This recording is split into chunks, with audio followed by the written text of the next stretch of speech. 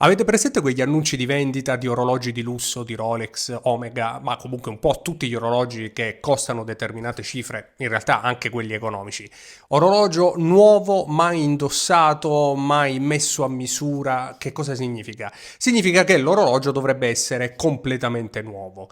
E perché viene scritto mai messo a misura? Perché per esempio per rimuovere le maglie dei bracciali normalmente si devono svitare delle viti che non appena vengono toccate un po' si rovinano perché sono molto molto delicate e ci vogliono gli strumenti adatti che normalmente hanno soltanto i concessionari, in particolare dei cacciaviti con una testa larga quanto il taglio della vite, proprio per evitare che quest'ultima si rovini un po' svitandola. Quindi come fare a capire davvero che un orologio sia nuovo, mai indossato? Beh, c'è un piccolo trucco che ci dà una probabilità altissima che l'orologio effettivamente non sia mai stato toccato. Mai stato toccato e naturalmente mai lucidato, che poi è un po' quello che interessa, anche perché con delle ottime lucidature ormai professionali si possono raggiungere risultati davvero paragonabili al nuovo, soprattutto nel caso di orologi come Rolex ma anche Omega.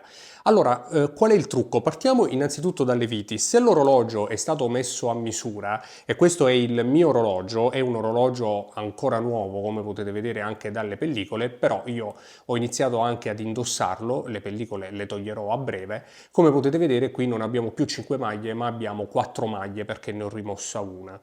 L'ho rimossa andando a toccare questa vite qua, l'ho soltanto svitata e riavvitata una volta e come potete vedere, a differenza invece di quest'altra vite mai toccata, è una vite praticamente rovinata, ormai andata e non ci si può fare assolutamente nulla se non sostituirla. E figuratevi se qualcuno che vi vuole vendere un orologio come nuovo, anche se usato, si mette a sostituire le viti.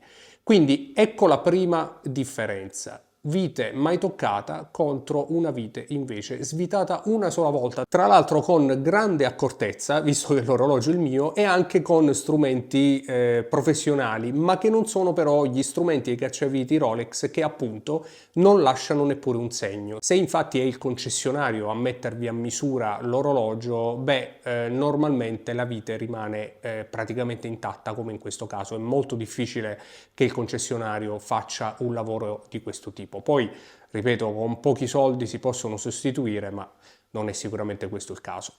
Un altro modo per vedere se questo orologio è un orologio che potrebbe essere stato lucidato è quello di controllare se sia stato rimosso il bracciale. E come lo facciamo?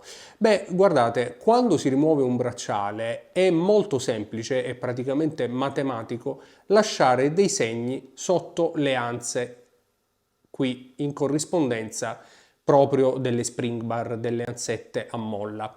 Dei segni che naturalmente in questo caso non ci sono perché l'orologio è nuovo, l'ho acquistato io e so benissimo che è nuovo, e che è molto molto difficile non fare quando si va a rimuovere il bracciale. Bisogna essere non soltanto in possesso degli strumenti giusti, come per esempio la pinza rimuovi spring bar, ma bisogna anche saperla utilizzare con grande maestria e vi garantisco che ci vuole molta molta pratica per rimuovere un bracciale di questo tipo senza lasciare il minimo segno.